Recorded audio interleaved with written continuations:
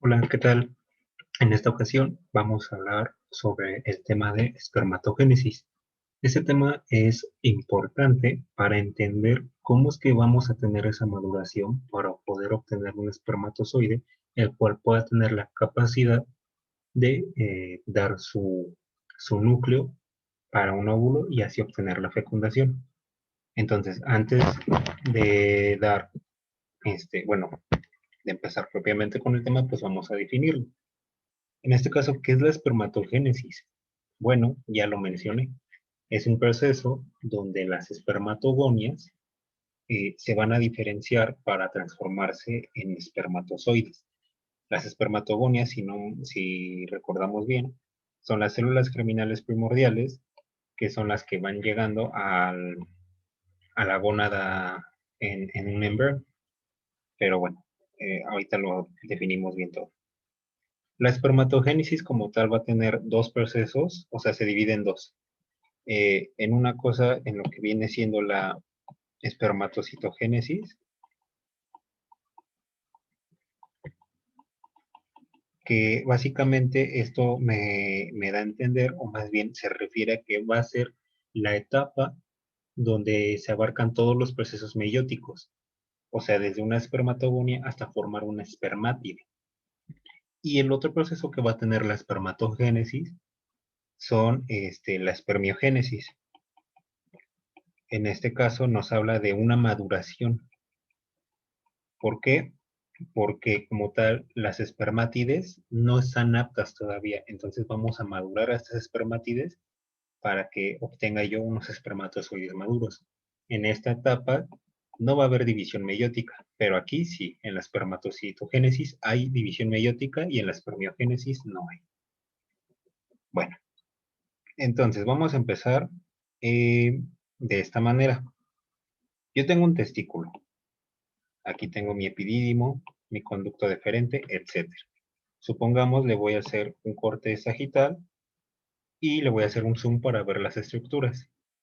De esta manera, ¿qué es lo que a mí me interesa? Por el momento nada más me interesa esto, que son los túbulos seminíferos. Es lo que nos interesa para este tema. Pero antes de estudiar a los túbulos seminíferos, bueno, en un embrión vamos a ver que como tal se van a llamar cordones sexuales. Entonces, estos cordones sexuales, como podemos ver, no tienen luz. Se quedan así de esta manera. Están sellados, si se les puede decir así. Y de esta manera, recordemos que yo voy a tener a mis células germinales primordiales, que van a ser en este caso muy grandes y van a estar pálidas. Y al mismo tiempo, yo voy a tener que de mi epitelio celómico, de mi cordón sexual, van a derivar unas células que en un futuro van a ser mis células sustentaculares o mis células de Sertoli. Bueno, viendo ya esto, un poquito antes de la pubertad, mis cordones sexuales van a tener una luz y se van a transformar en mis túbulos y miníferos, que son estos de acá. Al igual que al mismo tiempo las células germinales primordiales me van a dar a mis espermatogonias propiamente. Entonces, más o menos lo voy a representar de esta manera. Suponiendo que yo aquí tengo mi túbulo seminífero, aquí la membrana basal, toda esta es la parte externa, y en su lámina basal yo voy a tener a mis espermatogonias,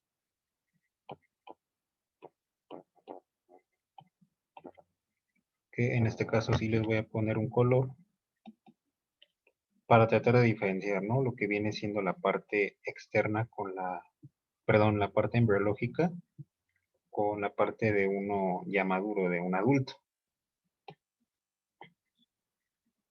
Entonces, como tal, en la pubertad es donde va a iniciar mi proceso de la espermatogénesis y va a empezar con una mitosis. ¿Qué es lo que yo quiero dibujar en estos momentos? Bueno, más o menos algo así. Y esto va a estar representado en todo mi dibujo.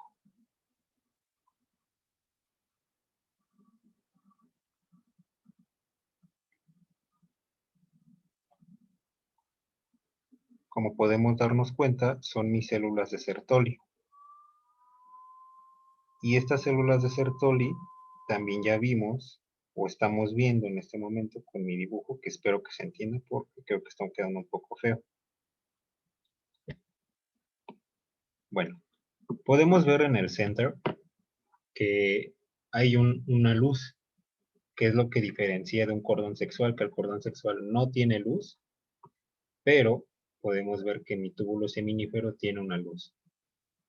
Además, también vemos que de este lado mis células de Sertoli están rodeando. ¿Para qué? Para cubrir a mis espermatogonias. De esta forma, van a formar unas tipos conexiones. Esta es una célula completa y esta es otra célula. Sus prolongaciones van a formar un tipo de conexión para formarme propiamente lo que se le conoce como mi barrera hematotesticular. Esta barrera hematotesticular es una barrera inmunológica. ¿Por qué? Durante todo este desarrollo hay que recordar que la configuración cromosómica de las células cambia. Entonces, ¿qué quiere decir? Yo ya no voy a tener mi configuración de 2N, 2C. Ahora van a ser diferentes, ¿sí? Dependiendo de la etapa de la meiosis. Y esto es peligroso, ¿por qué? Porque mi cuerpo lo puede reconocer como algo extraño y lo va a querer eliminar. Entonces, de esta manera, con mi barrera hematotesticular, yo voy a proteger a mis gametos que están en la etapa de la meiosis. Y bueno, ¿cómo voy a empezar? Bien, en mi base del epitelio, de mi túbulo seminífero, yo voy a tener a mis espermatogonias. No tengo solo una clase de espermatogonias, voy a tener dos tipos. En este caso, la de tipo A y la de tipo B. Entonces la voy a representar. Recordemos que yo estoy en mi túbulo seminífero y estoy en la base. Entonces yo voy a tener una espermatogonia A. ¿Y cuál es la función de esta espermatogonia A? Pues es sencillo. Básicamente estas son células madre que van a entrar en mitosis. Y al entrar en mitosis me van a provocar que yo siga manteniendo mis células. Porque como tal, la mitosis aquí puede continuar toda la vida en el caso de un hombre, a diferencia de una mujer que se detiene. Pero aquí puede continuar toda la vida. Esta es la razón por la cual puede continuar toda la vida. Porque mis espermatogonias A pasan por un proceso de mitosis. Después, ¿qué va a pasar? Suponiendo que la última etapa, la última célula dice, ah, bueno, ahora yo voy a hacer mi espermatogonia de tipo B. Esta espermatogonia de tipo B es la que propiamente va a dejar la mitosis y ahora va a entrar a la meiosis. Y como tal, esta entrada de meiosis va a ser estimulada por el ácido retinoico, que como tal es un derivado de mi vitamina A. Ahora, ya vimos esto. Las espermatogonias, después de esto, perdón,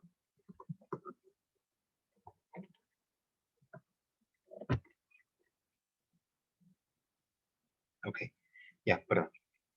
Hay que destacar que estas va a tener una configuración 2N2C y esta también.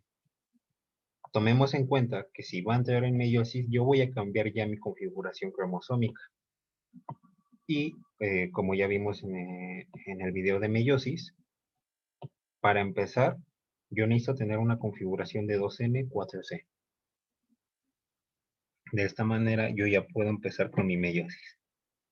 Voy a tener que mi, mi espermatogonia B se va a formar en un espermatocito primario.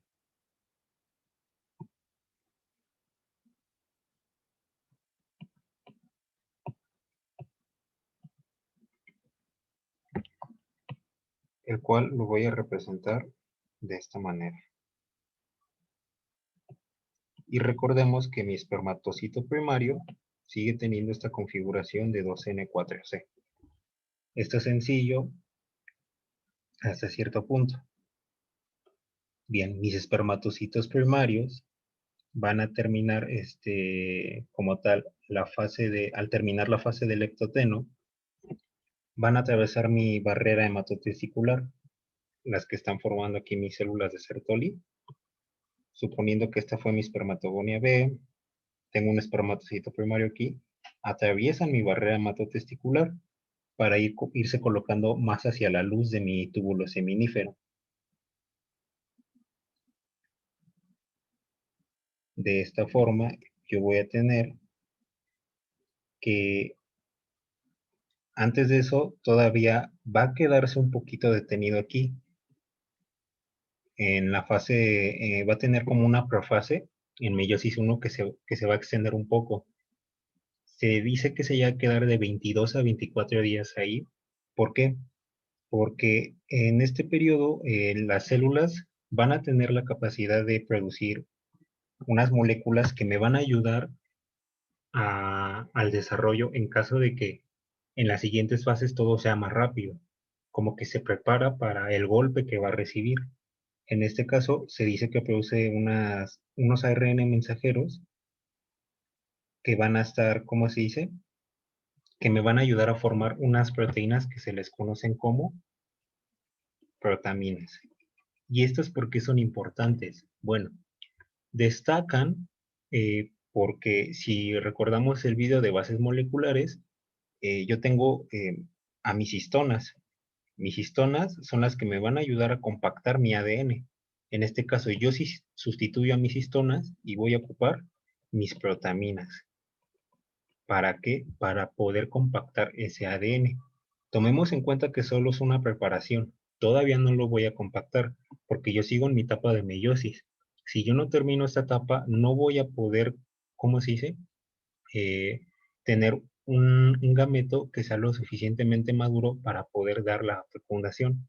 Entonces, si mis protaminas de pura casualidad tienen la fabulosa idea de condensar el material genético, se detiene la meiosis, ya no tengo un ADN descondensado que pueda seguir con la meiosis y con esto va a haber algo que es la esterilidad.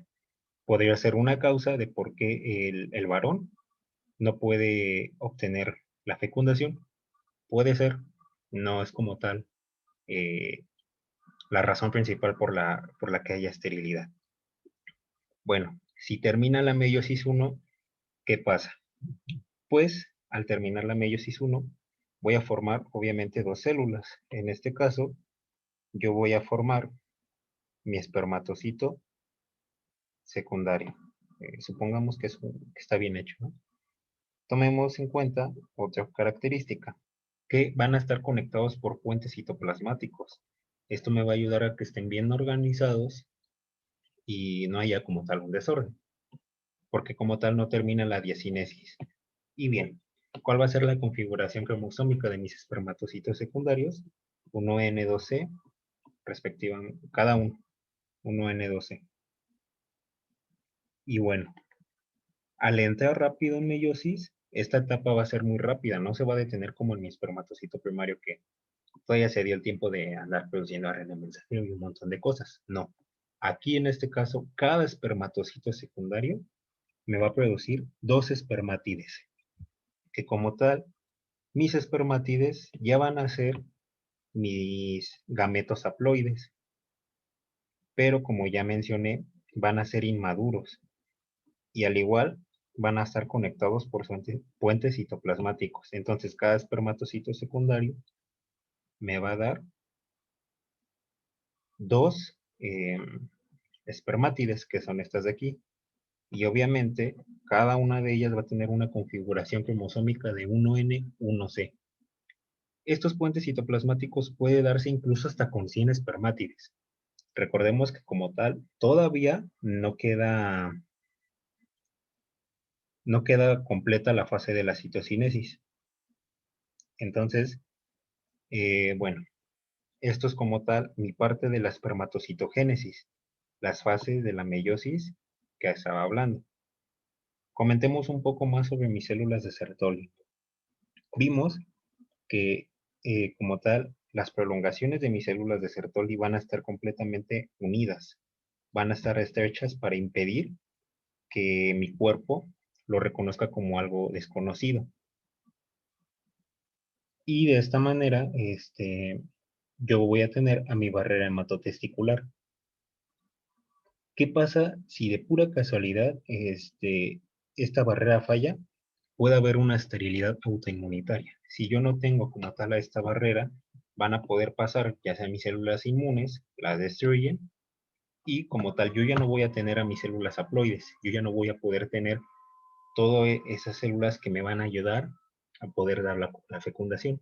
Entonces puede haber como tal una esterilidad autoinmunitaria. Bien, eso es de la espermatocitogénesis. Pasemos propiamente a la espermiogénesis.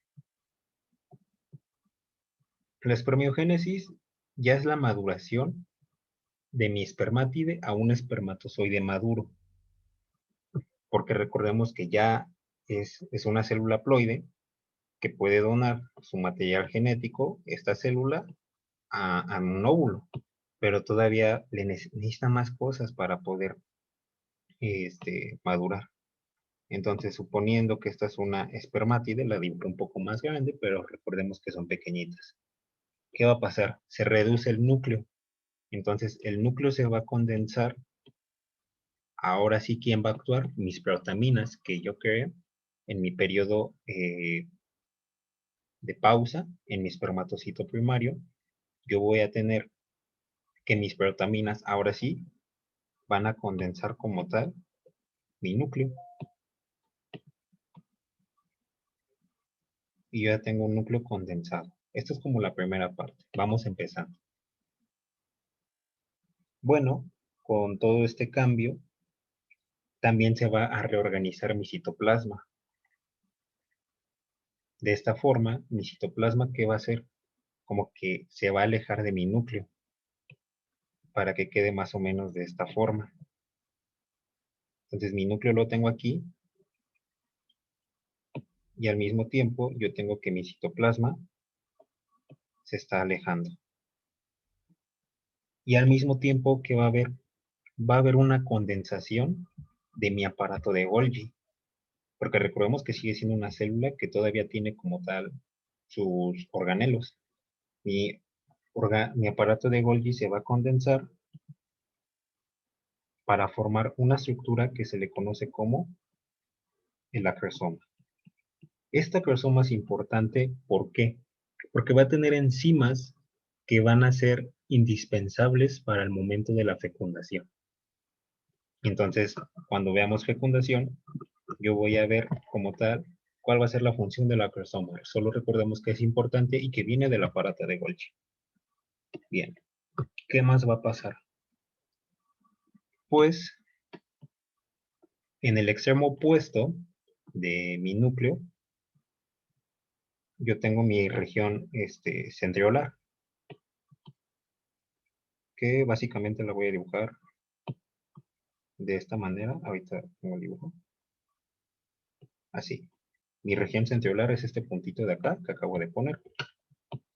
Bueno, básicamente es esta región me marca el lado opuesto de mi núcleo. Y en mi lado opuesto va a empezar a crecer un flagelo. Que al igual podemos ver que todavía tengo bastante citoplasma. Mi núcleo está aquí arriba y adelantito yo tengo mi acrosoma, que es una condensación del aparato de Golgi. ¿Qué más tengo que destacar de esta parte de acá? Bueno, que las mitocondrias, aquí yo tengo centriolos. Entonces yo voy a tener que mis mitocondrias, también tengo mitocondrias, se van a ir colocando en forma de espiral. Entonces yo voy a dibujar así un espiralito representando a mis mitocondrias. Esto de amarillo que estoy poniendo como espiral va a ser mis mitocondrias. Si se dan cuenta, se están colocando en forma de espiral alejados del núcleo y en la porción inicial de mi flagelo. Ahí se van a ir colocando mis mitocondrias. Obviamente se pueden dar cuenta, pueden apreciar que es con la finalidad de producir esa energía para que mi flagelo tenga motilidad.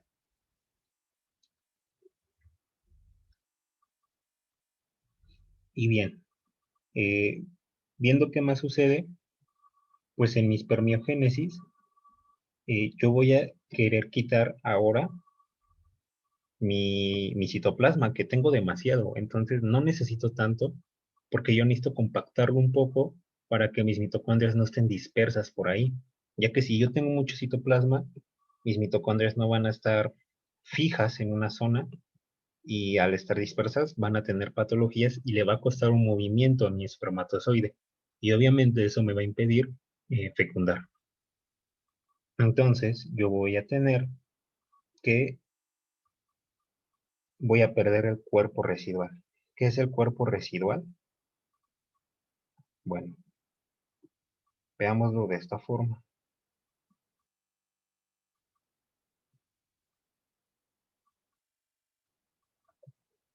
Suponiendo que yo sigo teniendo aquí mi núcleo,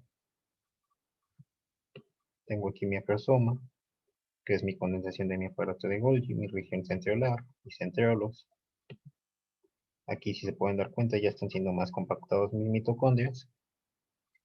Y este extremo de aquí, si se dan cuenta, por la parte del flagelo, yo voy a tener a esto que es mi cuerpo residual. Lo voy a desprender, se desprende de mi flagelo y el cuerpo residual no se va a quedar por ahí, porque si se queda por ahí puede ser peligroso y puede darnos tumores. No. ¿Qué va a hacer? Mis células de Sertoli se comen ese cuerpo residual y así lo elimino. Es una forma de cuidarnos. Las células de Sertoli son indispensables, como podemos darnos cuenta. Y con esto propiamente yo voy a tener ya a mi espermatozoide. Entonces vimos cómo es todo este proceso. Yo tengo un espermatozoide más o menos de esta forma. Que mi espermatozoide como tal va a tener una cabeza, que es esta de aquí. Mi cabeza como tal tiene un núcleo, que sabemos que este núcleo se compactó por las proteaminas. Aquí no van a haber histonas. En este caso, quien compactó fueron las proteaminas. Adelantito yo voy a tener mi acrosoma, que es una condensación del aparato de Golgi, indispensable para poder fecundar. Debajo yo tengo mi región centriolar, y más por este lado voy a tener mis centriolos. Voy a suponer que se entiende que continúan todo, no se quedan hasta acá, lo continúan todo. Pero por cuestiones de facilidad yo nada más lo dibujo hasta acá. Entonces de este lado yo tengo una cabeza que ya vimos que tiene eh, el núcleo y el acrosoma, y como tal va a medir de 2 a 3 micrómetros de ancho, y de largo llega a medir aproximadamente de 4 a 5 micrómetros de largo. Yo tengo una pieza intermedia que va a ser básicamente esta parte de acá, que esta pieza intermedia es como tal el inicio mi, de mi flagelo. En mi pieza intermedia, ¿yo qué voy a tener? Pues los centriolos, y además voy a tener a mis mitocondrias, que están en forma de espiral y van a estar siendo compactadas. Esta va a ser mi porción intermedia.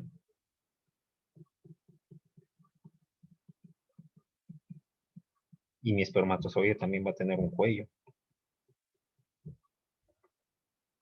¿Qué más voy a tener? Obviamente, como ya saben, como todo el mundo sabe, mi espermatozoide va a tener una cola.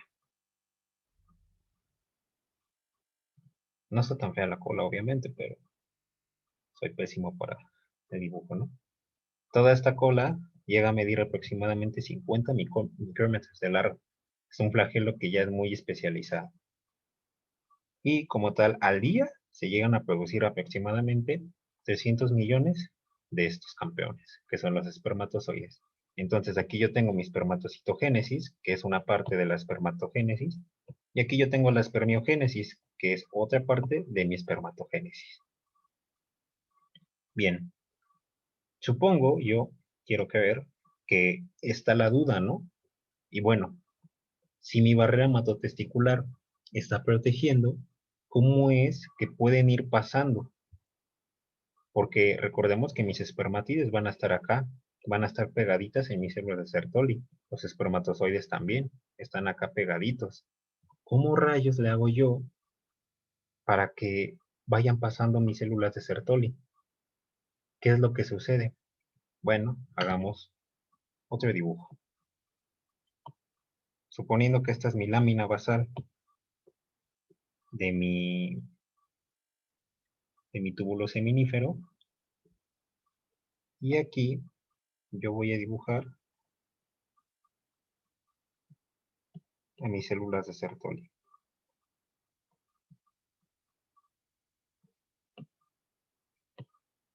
Aquí yo voy a tener la espermatogonia B.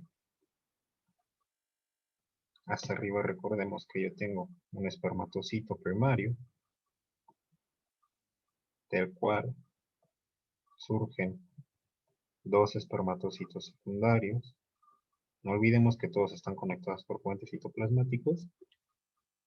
Y cada espermatocito secundario me va a dar dos espermátides. Es interesante, ¿no? Cómo ver de un espermatocito primario yo obtengo 4 espermátides. Bueno, yo voy a dibujar aquí todas estas prolongaciones de mi célula de Sertoli. Y esta parte va a ser la porción apical de mi célula de Sertoli. Aquí yo tengo otra célula de Sertoli que al juntarse con otras prolongaciones de otra célula me forman a mi barrera hematotesticular. Sigo con estas prolongaciones, la parte apical, y bien. Ahora sí, comencemos. Recordemos que también yo puedo tener espermatozoides. ¿Qué es lo que sucede aquí? Bueno, ¿cómo es que se sostienen? En la parte de arriba, para sujetarse, mi espermatozoide va a tener estos complejos de adhesión de superficie, así se llaman.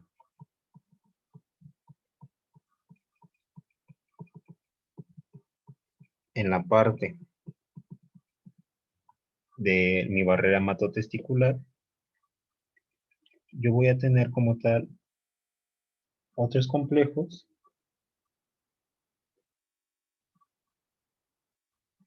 que me van a ayudar a formar esta unión estrecha. Bueno, ¿qué más va a pasar? Aquí están los complejos que me van a dar esta unión estrecha. Primero, lo que va a suceder es que yo voy a romper esta conexión de acá y así se liberan mi espermatozoide, se rompe aquí y quedan fragmentos de laminina. Estos fragmentos son activos y vemos que vienen de esta degradación de mis complejos de adhesión de superficie. Como tal, estos se pueden unir con citocinas y proteinasas. Las citocinas son moléculas producidas por células inmunológicas. Las proteinasas son enzimas que van a romper, como su nombre lo dice. Y ya que acabo de decir qué es lo que hacen, las proteinasas pues van a degradar estas proteínas de complejos de unión estrecha, que así se llaman, proteínas de complejo de unión estrecha. Entonces, al romperlas, pues obviamente lo que va a pasar con mi barrera hematotesticular, rompe estas proteínas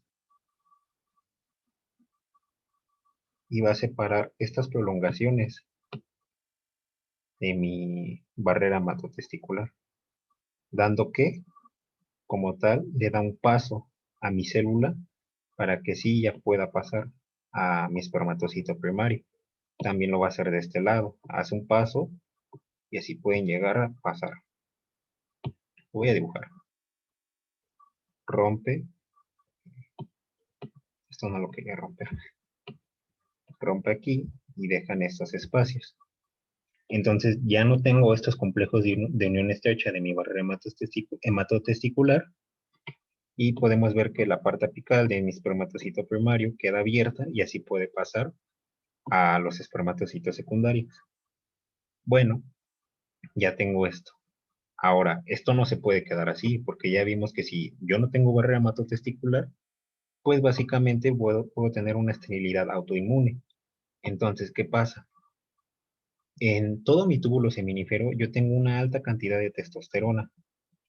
Incluso la alta cantidad de testosterona es una concentración mayor que puede ser de 50 a 100 veces más de la que hay en todo el cuerpo, en el túbulo seminífero. Esta alta cantidad de testosterona me va a estimular la síntesis de proteínas de unión estrecha, me las va a crear. ¿En dónde? En mi parte basal de mi espermatocito primario. Entonces, si yo creo estas proteínas de unión estrecha de mi barrera hematotesticular, pues básicamente, ¿qué van a hacer? Me va a juntar las prolongaciones para así volver a formar a mi barrera hematotesticular. Todo esto se lo debemos a la testosterona, que me ayuda a formar estas proteínas de unión estrecha. Y de esta manera, así es como podemos ver cómo es que mientras se desprende un espermatozoide, los fragmentos de la minina se unen con citocinas y proteinasas, rompen proteínas de unión estrecha, pasan, pero yo tengo a mi testosterona que me va a crear más proteínas de unión estrecha para volver a formar mi barrera hematotesticular. Entonces, esta liberación de espermatozoides a la luz de mi túbulo seminífero se le conoce como espermiación. Así se le llama. Cuando el espermatozoide ya se libera a la luz, suponiendo que aquí yo tengo muchos espermatozoides, al liberarse, eso es espermiación. Y bueno, cuando yo termino mi espermiogénesis, o sea, esta maduración morfológica, curiosamente todavía no está listo mi espermatozoide para poder fecundar.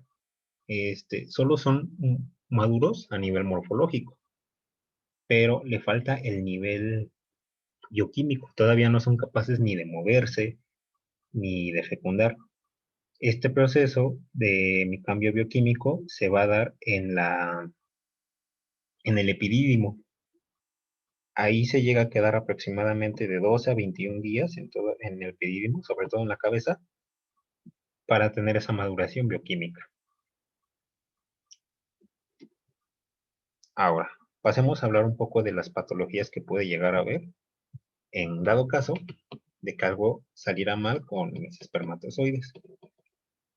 Estos son frecuentes, de hecho, es normal que lleguen a haber espermatozoides anómalos, pero tiene que haber un límite. Entonces, lo normal es que llegue un aproximado de 10%. No puede sobrepasar este número, porque eso sí ya nos trae problemas. Entonces, ¿qué puede pasar? Mis espermatozoides pueden tener cabezas dobles, que se le conoce como un espermatozoide bicéfalo. Pueden tener colas defectuosas. Puede haber un espermatozoide con dos flagelos, que se le conoce como bicaudado. Puede tener una cabeza muy grande, que se le conoce como macrocéfalo, o una cabeza muy pequeñita, que se le conoce como microcéfalo. El flagelo puede ser muy cortito o puede ser extremadamente largo. Ahora, yo sé que ahorita en este momento pueden decirme, pero si es muy largo, pues es ventaja, ¿no? O sea, no afecta mucho. El problema es que de que sea muy largo, es que puede ser tan largo que se enreda y la motilidad se dificulta. Ese es el problema de que sea muy largo. En dado caso de que, suponiendo que no perdió gran cantidad de citoplasma y todavía mantiene un poco, va a haber mucho citoplasma y toda mi vaina mitocondrial, todas las mitocondrias van a estar desorganizadas. Obviamente eso es malo. Y además puede haber que la cromosoma esté todo anormal, ¿no? Entonces, ¿por qué es importante? Como tal, puede que tengan una configuración cromosómica bien, o sea, que sean haploides y todo. El único problema de que no haya una fecundación es que estas morfologías les impide esa motilidad correcta para poder fecundar. Entonces, si yo tengo que el porcentaje, o sea, mis espermatozoides anómalos son mayor al 20%, pues cuidado, porque puede haber una disminución de la fertilidad. Recordemos que sí es normal, sí pueden haber espermatozoides anormales en cualquier hombre, pero lo normal es que lleguen a un aproximado 10%. No debe de sobrepasar ese número.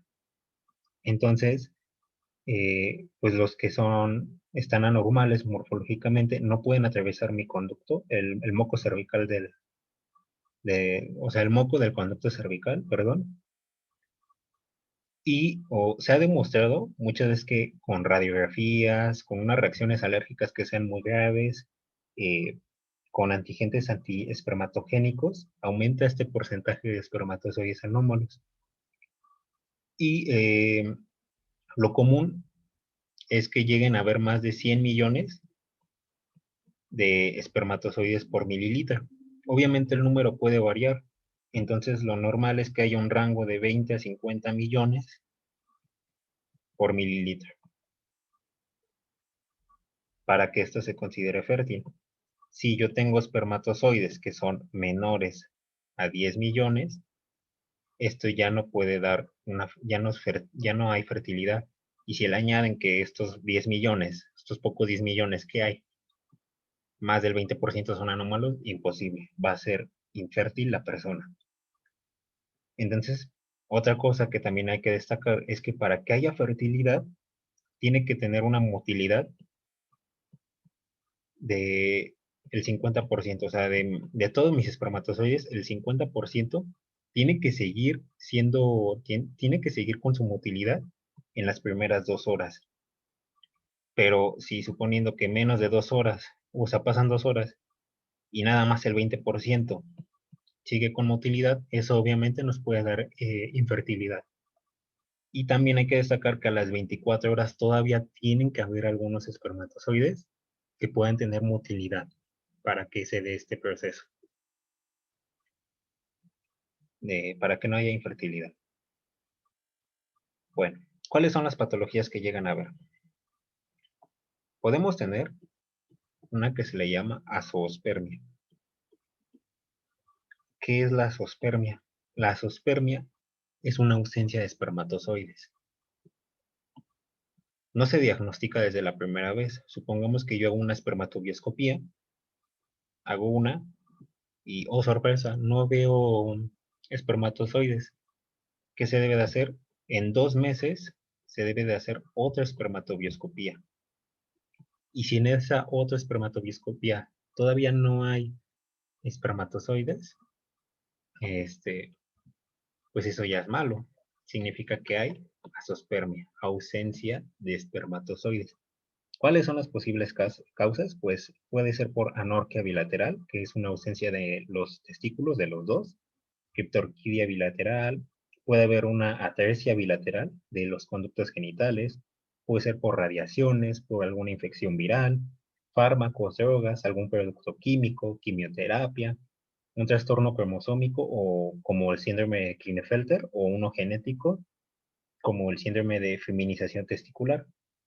Y esta zoospermia puede ser primaria si el trastorno se da desde la vida intrauterina, o sea, en la infancia o en la etapa prepuberal, o puede ser secundaria si es por deficiencia de hormonas de mi eje hipotálamo, hipófisis, testículo, como un tumor hipofisario, alguna desnutrición grave, diabetes, etcétera. Tenemos otra patología que es la oligosospermia. En esta patología como tal van a haber pocos espermatozoides, o sea, el recuento de todos los espermatozoides es menor de 20 millones por mililitro. ¿Cuáles pueden ser las posibles causas? Pues puede ser anorquia unilateral, o sea, que solo falta un testículo. Puede haber atrofia unilateral eh, de algún conducto. Puede ser por radiación, infección viral, algún trastorno cromosómico como el síndrome Klinefelter. O a veces la causa puede ser desconocida. Tenemos otra, que es la teratospermia. Esta como tal, ya hablamos de ella, son estos campeones de acá. Son mis espermatozoides anómalos, o sea, están malitos. Están formados de forma incorrecta y obviamente, como ya mencioné, tienen que ser mayor al 20% del semen. O sea, si en el semen yo tengo que más del 20% de mis espermatozoides son anómalos, como tal ya se diagnostica como teratosospermia. ¿Cuáles pueden ser las posibles causas? Puede ser por una exposición al calor muy prolongada, o sea, como en este caso los que trabajan en panaderías, no sé, en alguna funeraria, o que pueden usar ropa muy ajustada, etcétera. Puede ser por criptorquidia, ya sea unilateral o bilateral, por una exposición a plaguicidas, fármacos, drogas, quimioterapia o por alguna alteración hormonal. También tenemos otra patología que es la astenosospermia. Y en esta, los espermatozoides son lentos. O sea, no tienen esa velocidad. La vitalidad es nula, deficiente, y esto se debe por una disminución de la L-carnitina y de la fructosa en el líquido seminal.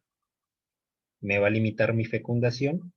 ¿Y cuáles pueden ser las posibles causas? Pues puede ser una deficiencia hormonal, fármacos, drogas también, una desnutrición grave o incluso autoinmunidad. ¿Qué otra patología tenemos? Polisospermia, que aquí en este caso van a haber una cantidad excesiva de espermatozoides. Pueden haber más de 200 millones por mililitro. Como tal, se están preguntando, ¿no? Y pues, si hay bastantes, ¿cuál es el problema, no? No le encuentro alguna gravedad. Pues el pequeño problema es que son tantos que el movimiento es casi imposible. Es como si estuviéramos en el metro, ¿no? De la Ciudad de México y hay muchísimas personas y luego es imposible moverte por ahí. Entonces es casi lo mismo. Si hay muchos, de forma exagerada, pasa lo mismo, no se va a poder haber ese movimiento y no va a haber fecundación. Lo siguiente, la hematosospermia. Bueno, en este nada más van a haber eritrocitos en el eyaculado. Tenemos la aspermia, que significa que básicamente no hay nada de volumen, nada de volumen. Y tenemos la hipospermia, que hay poco volumen de mi líquido seminal. Hay poquito. Y estas son algunas de las patologías que vamos a volver a retomar de forma más adecuada ya después en otro video. Ahora, vamos a hablar de cómo se regula hormonalmente todo esto, las interacciones hormonales, ¿no?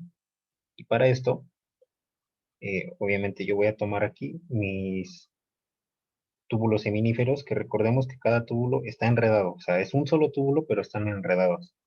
Entonces, recordemos que es un túbulo, suponiendo que yo tomo uno aquí, y de todo mi enredado como un gusanito, llega a pasar otro acá, ¿no? Y se ve así, o sea, tengo esto de aquí, y yo le hago un corte transversal, y voy a ver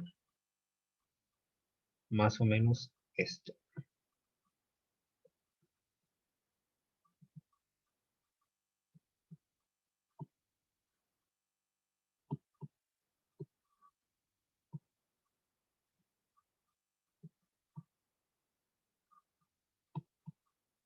De esta manera, podemos ver que yo tengo estos dos espacios de acá, siguen siendo el mismo túbulo, o sea, este de aquí, pero de tanto enredado que hay, volvió a pasar por esta zona, ¿no? Al ladito de este. Entonces yo tengo un túbulo que lo corté y lo estoy viendo hacia arriba, ¿no? De este lado. Y de esta forma, obviamente, yo voy a tener a mis espermatogonias, mis espermatocitos, una variedad, ¿no? De hecho, lo voy a dibujar un poco rápido para no perder tanto tiempo.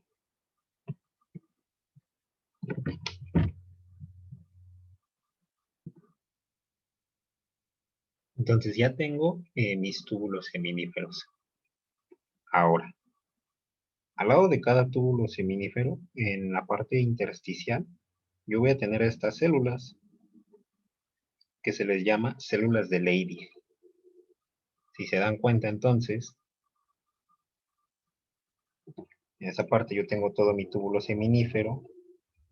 Repito lo mismo. Aquí tengo un túbulo, viene dando varias vueltas, pasa al ladito, yo corto y en medio de cada túbulo yo tengo mis células de Leydig. O sea, podemos darnos cuenta que si yo tengo aquí otro túbulo, pues acá voy a tener más células de Leydig y así. Así es esto, pero nada más me voy a enfocar en dos. Vamos a hablar propiamente del eje hipotálamo hipófisis testicular para ver cómo funciona esta interacción hormonal. Y si recordamos en la patología azospermia, una de las posibles causas es si falla esto. Entonces vamos a entender cómo funciona, ¿no? Yo tengo a mi hipotálamo en mi cerebro.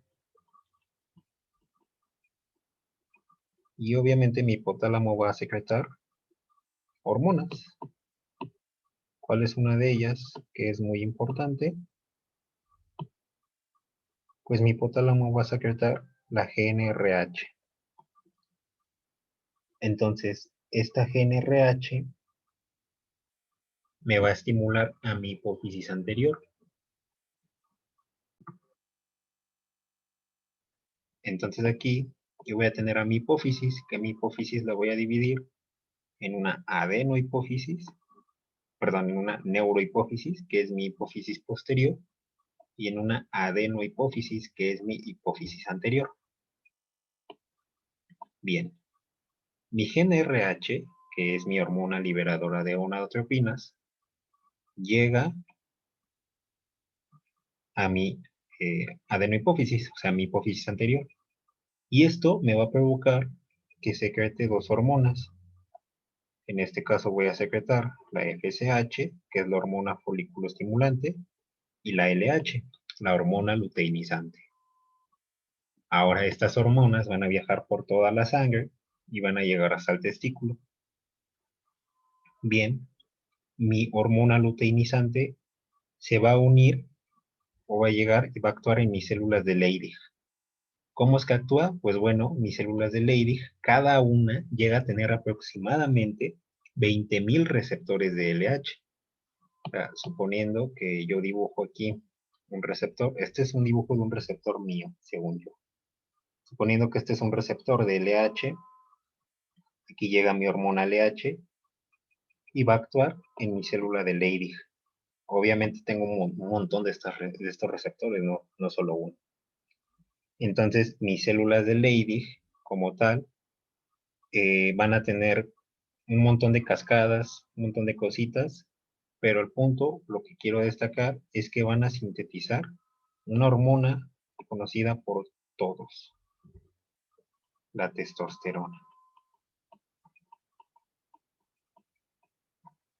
Bien, mi testosterona se libera a la sangre y además también va a tener la capacidad de irse a dónde? A mis células de Sertoli. Y también se puede ir por todos los vasos sanguíneos y llegar como tal al organismo y va a actuar en los tejidos sexuales secundarios, como cuáles, pues en este caso, en la próstata, en la vesícula seminal, en mi epidídimo, conducto deferente, en el pene, en el escroto. Cuando llega a estos tejidos sexuales secundarios, la testosterona no actúa como tal, sino se va a transformar en dihidrotestosterona para así poder tener su función. Y de esta manera yo ya tengo estas funciones, ¿no? Hacia dónde va mi testosterona. Bueno, y también esto me justifica, ¿no? Si recuerdan bien, les mencioné que la testosterona se encuentra en mayor cantidad en mi túbulo seminífero, o sea, en mi testículo hay una concentración todavía mucho mayor y se justifica por esto, ¿no? Porque aquí se producen las células de Leydig y las células de Sertoli también la pueden ocupar. ¿Qué más sucede? Bueno, ya hablamos de lo que pasó con la LH, ¿no? Ahora vamos con la FSH. La FSH, va a estimular a mis células de Sertoli. ¿Por qué? Porque mis células de Sertoli, voy a dibujar una célula de Sertoli afuera, pero recuerden que está en el túbulo seminífero, este es su núcleo. Mi célula de Sertoli afuera va a tener receptores para FSH. Este que estoy dibujando es un receptor de FSH.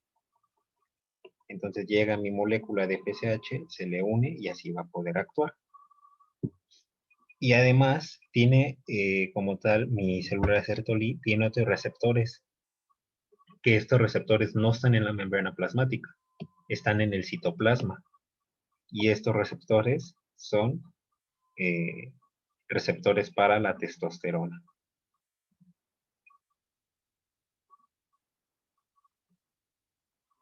Este es un receptor para testosterona, porque si recordamos bien, la testosterona que produjo mi célula de Leydig se puede ir ya sea a mi organismo, pero también va a irse a mi célula de Sertoli. Y así es como entra. Llega mi receptor, mi testosterona, y aquí lo acepta, ¿no? Bueno, entonces, básicamente por mi FSH, mis células de Sertoli, las células FSH van a activar una enzima que es la aromatasa y van a convertir a mi testosterona en estrógenos. Entonces, si yo tenía que, suponiendo, llegó mi testosterona, pues ahora voy a formar estrógenos. Esto lo vamos a ver también en las células del ovario, en ovogénesis, pero ya lo veremos en su debido tiempo. También, ¿qué más va a suceder? Que la FSH me va a ayudar a producir el líquido testicular y además también me produce la FSH a partir de mi célula de Sertoli. Si se estimula mi célula de Sertoli por la FSH, me va a producir una proteína ligadora de andrógenos. ¿Esta qué tiene de importancia? Que se une ¿con quién? Con la testosterona. ¿Con qué finalidad? Pues al unirse va a transportar compartimento líquido del túbulo seminífero, un montón de cositas. Pero lo que yo quiero destacar es que al unirse mi, mi proteína ligadora de andrógenos con mi testosterona, me va a ayudar a tener una gran influencia en la espermatogénesis. Ahí es la importancia de por qué si alguna de estas hormonas llega a fallar, yo puedo tener azoospermia, o sea que no tenga espermatozoides. Porque también, como podemos darnos cuenta, mi célula de Sertoli forma la proteína ligadora de andrógenos que se une con la testosterona que forma mis células de Leydig para estimular la espermatogénesis. Y todos estos procesos se dieron debido a qué? A que hubo FSH y LH. Y que estos se dieron por la GNRH de mi hipotálamo. O sea, si este campeón falla, todo lo demás va a fallar. Bueno, obviamente yo no puedo tener este proceso completamente activo todo el tiempo. Es malo, es peligroso. Sería un exceso. Entonces, ¿qué va a pasar? Una vez que mis células de Sertoli fueron estimuladas, también van a producir una proteína que se llama inhibina. Y su nombre nos está diciendo, ¿no? La inhibina como tal se puede transportar por la sangre y va a llegar de la sangre hasta la adenohipófisis, o también se dice que puede llegar hasta el hipotálamo. Es una opción. Al llegar ahí, la inhibina va a tener un proceso que se le conoce como retroalimentación negativa.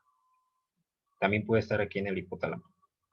Y este proceso va a hacer que yo deje de producir una cantidad de FSH. La va a disminuir hasta sus niveles basales, sus niveles normales, y ya no voy a tener tanto FSH, ya no voy a tener todo este proceso y como tal la espermatogénesis se llega a detener por un momento debido a este control de mi inhibina. Entonces básicamente, retomando un poquito todo, tengo mi hipotálamo, mi adenohipófisis y todas estas células, ¿no? Mi hipotálamo produce GnRH que llega a mi adeno, la adenohipófisis produce FSH y LH. La LH actúa ¿en dónde? En mis células de Leydig. ¿Para qué? Para producir testosterona, la cual se puede ir ya sea a mis células de Sertoli o a mis tejidos sexuales secundarios. Eso es con la LH. La FSH llega exclusivamente a mis células de Sertoli, que son las que tienen los receptores, van a hacer que mi testosterona forme estrógenos y además, aparte de los estrógenos, también me van a producir la proteína ligadora de andrógenos que se une con mi testosterona, que ya producieron mis células de Leydig, para formar espermatogénesis. Porque no toda la testosterona se va a formar en estrógenos, o sea, solo es una parte, no es forzosamente que sean todas. Y también por el estímulo, suponiendo que ya tenemos mucho de esto, pues mi sistema nervioso dice ya, suficiente. Mis células Sertoli producen inhibina, la cual, por medio de retroalimentación negativa, que básicamente es disminuir los niveles de FSH hasta sus niveles normales. Así es como se da todo este eje y así es como me permite que tenga una espermatogénesis de forma correcta. Y bueno, básicamente esto es todo de espermatogénesis. Obviamente no hablé de muchas cosas como en este caso el líquido seminal, o sea, ya propiamente el semen, que eso ya lo vamos a ver aparte en otro video para tener una continuidad, ¿no?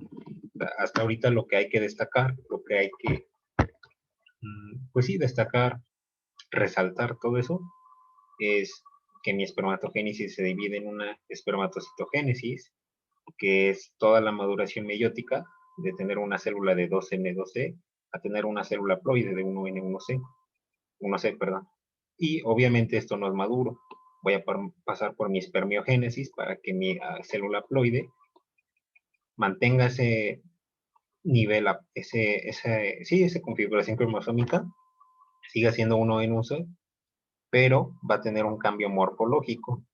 Ya después vamos a ver que tiene un cambio bioquímico en el epidídimo para que sea completamente apto.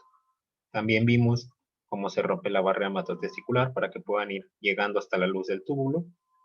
Vimos las patologías que pueden llegar a ver y vimos todo el eje para entender cómo es que funciona esto, ¿no? Que las hormonas, cómo es que actúan y que no todas las cosas se dan solo por darse. Bueno, eso es todo del video. Espero les haya sido de su gusto, de su agrado. Cualquier cosa me pueden dejar algún comentario, lo que sea. Si les gustó, pues lo que todos dicen, ¿no? Denle like, espero que se suscriban y ya estaremos subiendo más videos. Muchas gracias y hasta luego.